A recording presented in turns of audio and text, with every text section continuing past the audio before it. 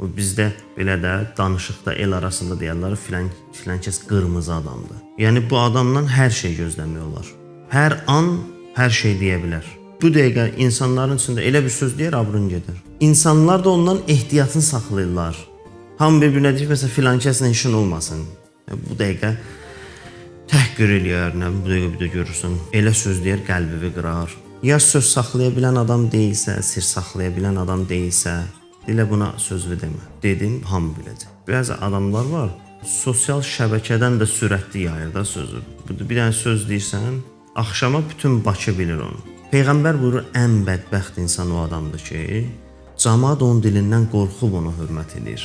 Camaat onu hörmət eləyir, amma o hörmətli olduğuna görə yox. Dilindən qorxurlar. Hörmət eləyirlər buna görə ki, bununla işin olmasın. Bunun dili pisdir, abrıva aparar. Ona görə hörmət edir. Ən bədbəxt adam budur.